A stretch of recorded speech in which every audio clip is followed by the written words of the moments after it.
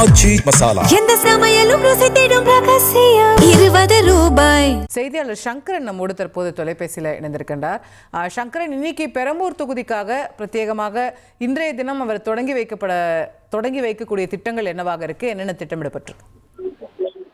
வணக்கம் அசோகா. முதலமைச்சர் திரு விஜய் தன்னுடைய பெரம்பூர் தொகுதிக்கு இன்னும் சற்று நேரத்துல வர இருக்காரு.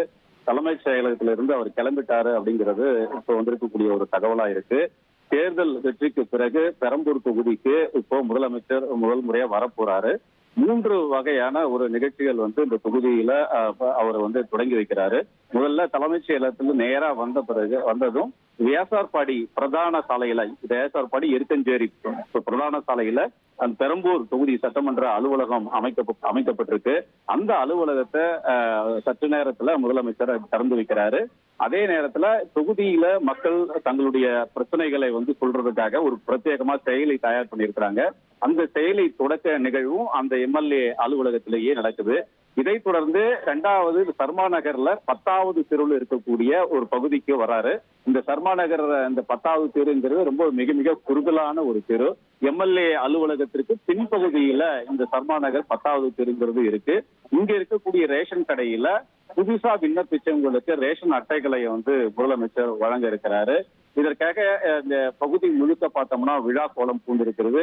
தமிழ்நாடு முழுக்கவே இந்த புது ரேஷன் கார்டு கேட்டு விண்ணப்பித்தவங்களுக்கு கிட்டத்தட்ட ஒரு 73,000 பேருக்கு இந்த ரேஷன் கார்டு கொடுக்கறதுக்கு ஏற்பாடு பண்ணிருக்கிறாங்க. அதுல பெரம்பூர் தொகுதியிலிருந்து மட்டும் 359 பேருக்கு முதலமைச்சர் அந்த புதிய ரேஷன் கார்டுகளை வழங்குறாரு. இப்போ அந்த ரேஷன் கடை அந்த அலுவலகம் எல்லாம் மலர் மாலைகள், பூக்கள் எல்லாம், தோரணம் எல்லாம் தொங்க விட்டு ஒரே விழா கோலமா இருக்கு. அந்த ரேஷன் கார்டு வாங்குறதுக்காக கிட்டத்தட்ட ஒரு 50க்கும் அதிகமான பெண்கள் எல்லாம் தயார் நிலையில 1 மணி நேரத்துக்கு முன்னதாகவே அவர்கள் எல்லாம் தயாரா உட்கார்ந்துருக்காங்க. இந்த நிகழ்ச்சியை முடிச்சுக்கிட்டு அடுத்ததாக மாநகர பேருந்துகளுக்கு நம்ம மின்சார பேருந்துகளுக்கு அந்த சார்ஜ் பண்ணக்கூடிய ஒரு ஸ்டேஷனையும் நேர்ல போயிட்டு ஆய்வு பண்ண இருக்கிறாரு. இந்த பகுதி, இந்த சர்மா நகர் பகுதி, அதே போன்று எம்எல்ஏ அலுவலகம் திறக்கக்கூடிய இந்த பகுதி முழுக்க பார்த்தோம்னா எங்கு பார்த்தாலும் மக்கள் கூட்டமா இருக்கு. தெருவோரங்கள் முழுவதுமே பேரிகார்டுகள்லாம் அமைத்து 2 சைட்லயும் மக்கள் முதலமைச்சரை பாக்குறதுக்கு தகுந்த மாதிரி ஏற்பாடுகள் எல்லாம் பண்ணிக்கிறாங்க. ஏராளமான போலீசார் குவிக்கப்பட்டிருக்கிறாங்க. குறிப்பா இந்த கூட்டத்துல பெண்கள் கூட்டம் என்பது ரொம்ப அதிகமா இருக்கு. அவங்க பேசும்போது கடந்த காலங்கள்ல இந்த பகுதிக்கெல்லாம் எந்த தலையும் வந்தது கிடையாது. முதல் முறையா ஒரு முதலமைச்சரா இருக்கக்கூடிய விஜயே இங்க வர்றாரு. அதனால அவரை பாக்குறதுக்கு நாங்க ரொம்ப ஆவலா இருக்கோன்றாங்க. அதே நேரத்துல தொகுதி மக்களுடைய தேவை என்னன்னு தெரிஞ்சு அவர் கண்டிப்பா பூர்த்தி செய்வார் அப்படிங்கிற நம்பிக்கை இருக்கு அப்படிங்கிற ஒரு தகவலையும் பெண்கள் சொல்றாங்க. அதே மாதிரி இந்த முதலமைச்சருடைய நிகழ்ச்சிகள் எல்லாமே பொதுமக்கள் பார்ப்பதற்கு வசதியா இந்த பிரதான சாலைகளை எங்கு பார்த்தாலும் LED திரைகள் எல்லாம் அமைக்கப்பட்டிருக்கு.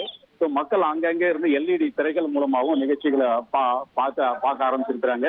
இப்பவே ஆயிரக்கணக்கான பொதுமக்கள், இளைஞர்கள் எல்லாருமே தயாரா இருக்கிறாங்க. கையில மொபைல் போனோட, யாரை பார்த்தாலும் கையில மொபைல் போனோட ரெடியா இருக்காங்க. ஏன்னா அந்த எம்எல்ஏ அலுவலகத்தை முதலமைச்சர் திறந்து வைத்த பிறகு அங்கிருந்து பேட்டரி கார் மூலயமா தான் அந்த ரேஷன் கடைக்கு வர்றாரு. அது ஒரு லாங் ரோடு அது. அதனால வர்ற வழி முழுக்கவே அவரை செல்ஃபியை போட்டோ எடுக்கிறதுக்கு மக்கள் இப்பவே தயாரா இருக்கிறாங்க. முதல் முறையா இந்த பகுதிக்கு வர்றதுனால ஒரு மிகப்பெரிய ஒரு எதிர்பார்ப்பு மக்கள் மத்தியில இருக்கு. இன்னும் சற்று நேரத்துல இந்த பகுதிக்கு முதல்வர் விஜய் வர இருக்கிறாரு. அசோகா, நன்றி சங்கரன், விரிவான தகவல்களுக்கு. எம்எல்ஏ அலுவலகத்தை திறந்து வச்சுட்டு நியாய விலை கடைக்கு பேட்டரி கார் மூலமாகவே முதலமைச்சர் போக போறாருன்னு புரிஞ்சுக்கிறோம். அஃப்கோர்ஸ் அது பக்கத்திலே இருக்கு, பின்னாடி இருக்கிற தெரு அப்படின்னு நம்முடைய செய்தியாளர் சொல்றதை கேட்க முடிஞ்சது. ஆனால் அந்த வழிநெடுகளும் கண்டிப்பாக 2 புறமுமே மக்கள் இருப்பாங்க. அவங்க செல்போனோட வேற தயாராக இருக்காங்கன்னு நம்முடைய செய்தியாளர் சொல்றதை கேட்க முடிகிறது.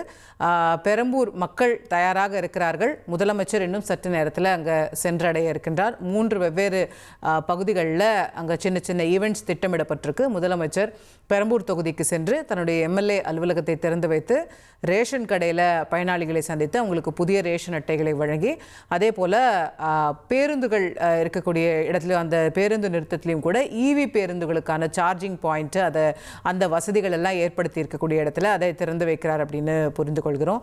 புது EV பேருந்துகளுக்கான வசதிகள் புதுசாக பெரம்பூரில் ஏற்படுத்தப்பட்டிருக்கிறது அங்கே திறந்து வைக்கிறார்னு புரிந்து கொள்கின்றோம். காவல் காவல்துறையினர் அங்கே வந்திருக்கக்கூடிய கூட்டத்தை சரியாக கட்டுப்படுத்தி அங்கே போக்குவரத்து நெரிசல் ஏற்படாத வண்ணம், வாகன ஓட்டிகளுக்கு இடையூறு இல்லாத வண்ணம் அதை கண்காணித்து கொண்டிருக்கிறார்கள். பொதுமக்களை விட காவல்துறையினர் அதிகமாக இருப்பாங்களோ அப்படின்னு நம்மளுடைய விஷுவல்ஸை பார்க்கும்போது சில நேரம் கேட்க தோன்றுகிறது. அவ்வளவு காவல்துறையினர் அங்கே வந்து குவிக்கப்பட்டிருக்காங்கன்றதை பார்க்க முடிகிறது. மக்களும் பெருமளவில் அங்கே மக்கள் வெள்ளம் திரண்டிருக்கிறதையும் பார்க்க முடிகிறது. முதலமைச்சருடைய வருகைக்காக தன்னுடைய தொகுதி எம்எல்ஏவாக, பெரம்பூர் தொகுதி எம்எல்ஏவாக ஜெயிச்ச பிறகு முதல் முறையாக சிஎம் ஜோசப் விஜய் அவர்கள் வராரு அப்படின்னும் போது அவரை பார்ப்பதற்கு மிகுந்த ஆவலுடனும் ஆர்வத்துடனும் அங்க பொதுமக்கள் காத்து கொண்டிருப்பதை பார்க்கின்றோம். எந்த சமையலும் ருசி தேடும் ரகசியம் 20 ரூபாய்.